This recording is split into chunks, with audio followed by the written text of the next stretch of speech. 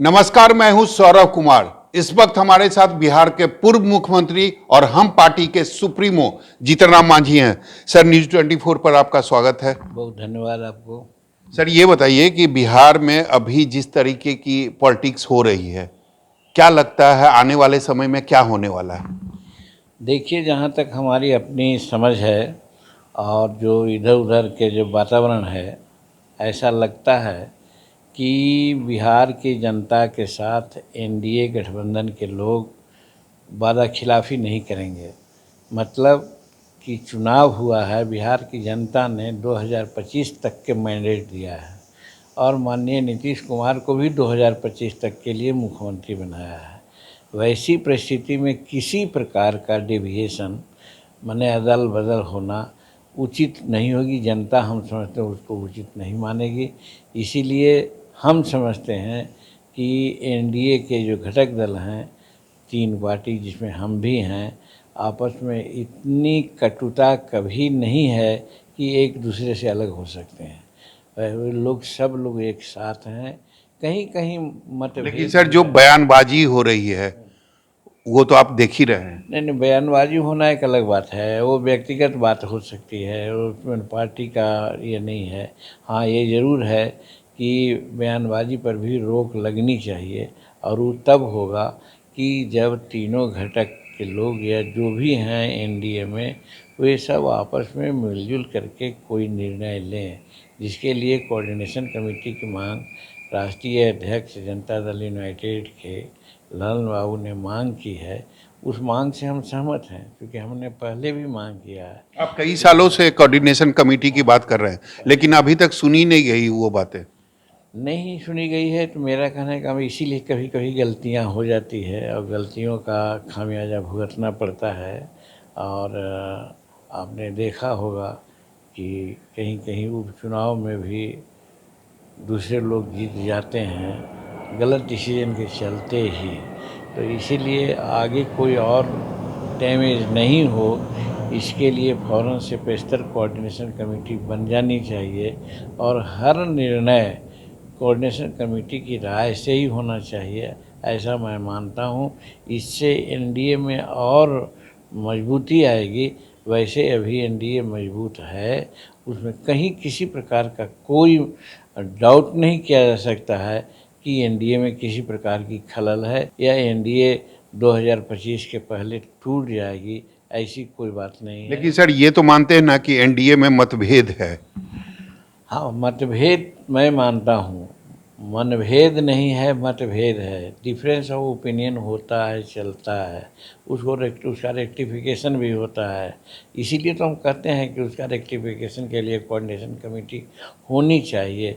और हर कंसस कौम जो होता है, वहाँ पर डिफरेंस ऑफ ओपिनियन चलता है। एक मत से कोई बात होती है, ऐसा नहीं है। वैसा डिक्टेटरशिप में होता है, जैसे अन्य दल में है कि एक आदमी जो सोचे जो कहे वही ठीक है, वरना नहीं। लेकिन एनडीए में वैसी बात नहीं है। एनडीए में घटक दल लोग हैं, उनसे भी जब कभी राय ली जाती है, इसमें कोई शक नहीं। लेकिन कोऑर्डिनेशन कमेटी है, सच का गठन नहीं है, इसके चलते कहीं न कहीं दिक्कत होती है। वो होना चाहिए। तो हम समझते हैं कि जो हमारा एनडीए गठबंधन है और मजबूत होगी। और हम तो ये समझते हैं कि अगर ठीक ढंग से हम लोग चले तो 2024 में पुनः भाजपा की सरकार केंद्र में बनेगी और नरेंद्र मोदी जी पुनः प्रधानमंत्री भारत के बनेंगे। सर, एक बात बताइए, आपको नहीं लगता कि बिहार में एक नई तरीके की राजनीति हो रही है, जिसमें जो छोटे दल हैं उनको खत्म किया जा रहा है? पहले एलजेपी को किया गया, फिर वीआईपी पार्टी को किया गया, और फिर एमआईएम को किया गया। अब ख़त्म किया गया है जानबूझ करके कि लोग अपना लाभ हानि देख करके इधर से उधर होते हैं। तो इस पर कुछ स्पष्ट हम नहीं कर सकते हैं। हो सकता अगला है निशाना आपकी पार्टी भी हो सकता है। हमारे पार्टी पर निशाना तो लोग साधने का प्रयास करेंगे और करते रहे होंगे, लेकिन हमारी पार्टी में किसी प्रकार का कोई सेंध कोई लगा नहीं सकता है। हमारे पार्टी में चारों विधायक इंटैक्ट हैं, हर तरह से ठीक हैं और एनडीए के साथ हैं। ये भी कहा जा रहा है कि एमआईएम जो टूटी है, जो 4 विधायक आरजेडी में शामिल हुए हैं, उसमें पैसे का डील हुआ है। खुद प्रदेश अध्यक्ष जो है एमआईएम के, वह कह रहे हैं। वो कह रहे होंगे, उनकी बात है, इसकी हमको जानकारी है नहीं। तो वैसी परिस्थिति में हम इसमें हाइपोथेटिकल क्वेश्चन का जवाब देने में सक्षम नहीं है। नहीं, प्रदेश अध्यक्ष खुद कह रहे हैं कि करोड़ों में उनके विधायक जो हैं वह बिके हैं आरजेडी के हाथ। वो कह रहे हैं तो उनकी बात को आप मानिए, मान के चलिए, लेकिन हमारे नॉलेज में ऐसी कोई बात नहीं है। सर ये बताइए, आरजेडी अब सबसे बड़ी पार्टी बन गई है, तो ऐसी कोई संभावना आपको लगता है कि आने वाले समय में तेजस्वी मुख्यमंत्री बन सकते हैं बिहार के? देखिए, राजनीतिक तो संभावनाओं का खेल है, कभी कुछ हो सकता है, इसको नकारा नहीं जा सकता है। लेकिन जो अभी समीकरण है और गणित है, उस गणित के अनुसार एनडीए की सरकार है, एनडीए की सरकार रहेगी 2025 तक, इसमें कहीं कोई डाउट नहीं है। वैसी परिस्थिति में स्वप्न भले देखने तेजस्वी जी मुख्यमंत्री बनने का, लेकिन मुख्यमंत्री बनने का अभी उनका कोई चांस नहीं है। अगर कोई भी बिहार में पॉलिटिकल क्राइसिस होता है तो ऐसी कोई संभावना कि जीतन राम मांझी एक बार फिर से महागठबंधन की तरफ जा सकते हैं? सवाल ही नहीं उठता है, महागठबंधन की ओर जाने का कोई सवाल नहीं उठता है। इसलिए कि महागठबंधन में हम थे, बहुत बखूबी से थे, और वहाँ पर भी हम लोग बात किया करते थे कि सब मिलजुल करके निर्णय लीजिए। और वहाँ पर उनके प्रदेश अध्यक्ष और अन्य लोग अपना जैसा डिक्टेटर होता है उस रूप में निर्णय लेने की बात की थी, और स्पष्ट कह दिया गया था कि हम सोच रहे हैं वही होगा, जिनको मानना है वो माने और नहीं तो जाएं। तो वैसी परिस्थिति में तिरस्कृत कर के जब हटाने की बात आई तो कोई भी स्वाभिमान मिट जाएगा, मर जाएगा, लेकिन फिर ऐसे परिस्थिति में नहीं जा सकता है, नहीं रह सकता है।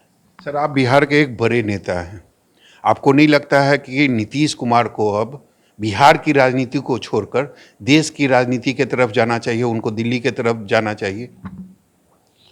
देखिए, राष्ट्रपति के चुनाव डिक्लेयर होने के पहले हमने भी कहा था, किशनगंज में ही हमने कहा था जब हमारी राष्ट्रीय कार्यकारिणी की बैठक हो रही थी, कि नीतीश कुमार में सर्वगुण है, सब तरह से वो सक्षम हैं, अनुभव भी है, क्वालिफाइड भी हैं, और टॉलरेंस भी है उनमें, तो वो किसी भी पद के लायक हैं, ऐसा हमने कहा था। आज भी हम कहते हैं, ठीक है, राष्ट्रपति पद चला गया, राष्ट्रपति पद में अब दूसरे लोग आ गए, उसके बाद भी बहुत से बात है। उपराष्ट्रपति का पद अभी भी बचा हुआ है। उपराष्ट्रपति का पद है, केंद्र में मंत्रिमंडल का मामला है, कहीं भी नीतीश कुमार जा सकते हैं। लेकिन हम तो यही नीतीश कुमार से आग्रह करेंगे कि वर्तमान परिस्थिति में बिहार को छोड़ के नहीं जाएं, बिहार में उनकी आवश्यकता है। अगर ऐसा होता है कि वह दिल्ली की तरफ बढ़ते हैं या दिल्ली के पॉलिटिक्स की तरफ बढ़ते हैं, तो फिर बीजेपी में या बिहार में किसकी मतलब मुख्यमंत्री किसका होगा, बीजेपी का या जदयू का? वो तो आपस में बैठ करके तय करेंगे। इसमें मेजोरिटी का समर्थक नहीं था तो भी चीफ मिनिस्टर वहाँ हुए थे। तो नंबर का खेल नहीं है, खेल है कि कौन आदमी कॉम्पिटेंट है, किससे सरकार अच्छे ढंग से चल। चेहरा आपको जदयू में नजर आता है नीतीश कुमार के बाद जो मुख्यमंत्री बनने के लायक हो? हम समझते, देखिए, शहर सिखावे कुरवाल, कुर्सी पर जब आदमी बैठता है तो अपना निर्णय लेता है और काम करता है। हम बहुत उदाहरण देखे हैं, बहुत पहले भी देखते थे कि जब केदार पांडे चीफ मिनिस्टर हुए थे, उसके पहले केदार पांडे का बहुत नाम नहीं था, लेकिन जैसे ही एजुकेशन मिनिस्टर बने और फिर चीफ। लेकिन सर, अनुभव तो एक बड़ा चीज होता है ना। है, अनुभव चीज़ है, ये बात सही है कि अनुभव तो है, लेकिन इसमें जहाँ तक है चीफ मिनिस्टर का मामला है तो कोई भी संयमित होकर के काम करेगा तो कर सकता है। इसमें हम समझते हैं कि भाजपा में भी और जदयू में भी बहुत ऐसे आदमी हैं जो चीफ मिनिस्टर हो सकते हैं। सर ये बताइए कि आज 6 जुलाई है, आरसीपी सिंह का कार्यकाल कल खत्म हो रहा है, अभी तक उन्होंने इस्तीफा नहीं दिया है, आपको नहीं लगता नैतिकता के आधार पर उनको दे देना चाहिए? हमको नहीं लगता। क्यों नैतिकता के आधार पर मानते हैं? यहाँ पर सवाल है कि अभी तक तो राज्यसभा के मेंबर हैं, और जब तक राज्यसभा के मेंबर हैं, मंत्री वो रहेंगे, वो 7 जुलाई तक लास्ट है। और 7 जुलाई के बाद भारत के प्रधानमंत्री का स्वेच्छा है कि 6 महीने तक किसी भी आदमी को मंत्री पद पर रख सकते हैं, बना सकते हैं। तो वैसी परिस्थिति में नैतिकता की बात कहाँ आती है? वो तो 6 महीना तो रह सकते हैं, इसमें कहीं कोई दुमत नहीं। ये तभी हो सकता है ना जब बीजेपी के तरफ से उनको भरोसा मिला हो। अब केंद्र में मंत्रिमंडल में हैं तो निश्चित रूप में नरेंद्र भाई मोदी जी का विश्वास प्राप्त करके होंगे। और आज तक इस्तीफा न देने का मतलब ही है कि कहीं न कहीं से वो अस्वस्थ होंगे, जिसके चलते उन्होंने ऐसा किया। और नहीं तो बात तो सही है कि जनता दल यूनाइटेड के कोटा से वो थे और जनता दल यूनाइटेड के लोग ने उनको एक तरह से नकार दिया। तो वैसी परिस्थिति में वो हट जाते, लेकिन कहीं न कहीं से उनको इन्फ्लुएंस मिला है और जिसके चलते टिके हुए हैं। और हमको लगता है कि अगले 6 महीना तक भी शायद वो मंत्री पद पर रह सकेंगे। ऐसी कोई संभावना जिस तरीके से महाराष्ट्र में एकनाथ शिंदे ने शिवसेना तोड़ा, ऐसी कोई संभावना आपको दिखती है कि आरसीपी सिंह कल अपनी ही पार्टी को, जदयू को तोड़ सकते हैं? कहा तो राजनीति तो संभावनाओं का खेल है और किसी को कम करके नहीं आंकना चाहिए। एक छोटा सा तिनका होता है चिंगारी का, वो आग लगा देता है।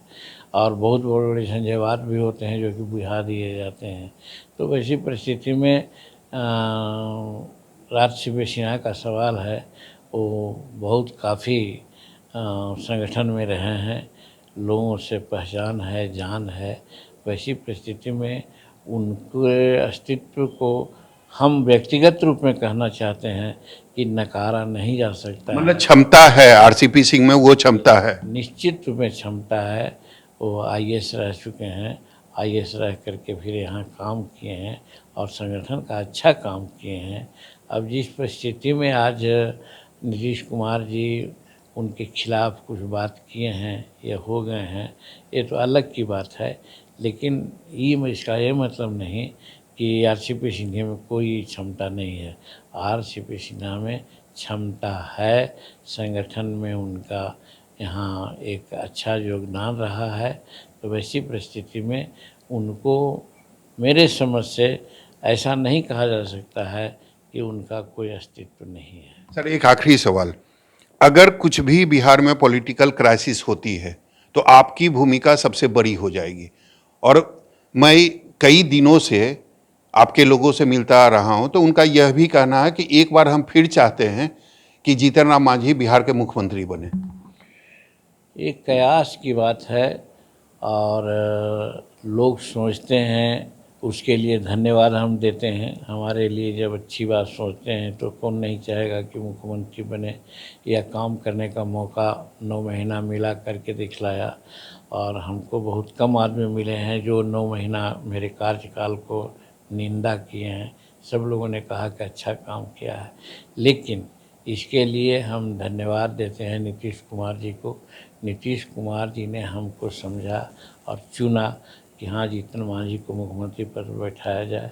और उन्होंने काफ़ी ये करके हमको, बहुत लोगों का विरोध भी था लेकिन उसके बावजूद भी हमको उन्होंने मुख्यमंत्री बनाया। ये अलग बात है कि कुछ लोगों के कहने में वो आ गए, जिसको हम लोग हिंदी में कहते हैं कि कान के पतला कुछ लोग होते हैं। तो माननीय नीतीश कुमार जी के कान में कुछ बात भरी गई और उल्टा समझ गए। आप यही जोड़ सकते हैं कि आज भी मैं कहता हूँ कि जो कुछ मैं अभी हूँ, आज एक्स चीफ मिनिस्टर के रूप में जो हमको मिला है सुविधा, और जो आज एक्स चीफ मिनिस्टर के रूप में पदाधिकारियों से बात करते हैं और जनता का काम कर रहे हैं, ये सब नीतीश कुमार की बात है। लेकिन आगे अगर ऐसी संभावना बनती है तो क्या आप तैयार हैं? देखिए, तो हम कहना तैयार थे, हम तो कभी तैयार नहीं थे। हम सोचते भी नहीं थे कि हम मुख्यमंत्री बनेंगे। आज भी हम नहीं सोचते हैं कि किसी प्रकार की कब बात होगी। लेकिन यदि ऐसी बात होती है तो हम पहले ही कहा है और हम इस बात के लिए बहुत गौरवपूर्ण बात कर सकते हैं कि लोग समझता है कि शेड्यूल कास्ट के लोग कमज़ोर होता है। तो शेड्यूल कास्ट के लिए हमने शो कर दिया था कि कमज़ोर नहीं होता है, वो काम कर सकता है। वैसे मौका मिलने पर उसी तरह से काम किया जाएगा, लेकिन जिसकी हमको कोई अपेक्षा नहीं है, हम समझते हैं कि वैसी कोई बात आने वाली नहीं है। और यदि बात ऐसी आएगी तो निश्चित रूप में हम लोग भागे हुए नहीं, हर तरह से तन मन से दिमाग से सब तरह से हम फिट हैं। राज्य की सेवा जब तक बन सकती थी अभी भी हैं। हमको गवर्नर बनाया जा रहा था, अगर पद की बात कही जाए तो हमको तो गवर्नर बनाया गया था बीजेपी की तरफ हाँ, से। नीतीश कुमार यही कहते कि आपके लिए सोचा गया, और हम से कहा कि हम कोल्ड स्टोर में नहीं जाएंगे, और गवर्नर नहीं गए, तब आज सत्यदेव नारायण आज गवर्नर साहब हैं। उसी प्रकार से आज मैं कहता हूँ कि इसीलिए हम कहा था कि नहीं जाएंगे, कि जब तक मेरे नब्ज में एक बूंद खून है, वो जनता के बीच से हम आए हैं, जनता के बीच में हम रहेंगे, काम करते रहेंगे। इस चेयर चाहे जो हो, आज एमएलए के रूप में काम कर रहे हैं, बड़ी खुशी हमको होती है लोगों से मिलकर के काम करने का। उसी प्रकार से आगे अगर कोई दायित्व मिलता है तो हम अपना पसंद की दायित्व जरूर कहेंगे। फिर भी हम कहते हैं कि अगर आज फिर कोई कहेगा कि आप गवर्नर बनिए, तो हम गवर्नर नहीं बनेंगे, और बाकी बात जितनी पद है वो सब स्वीकार करेंगे और जनता की सेवा करेंगे। Thank you.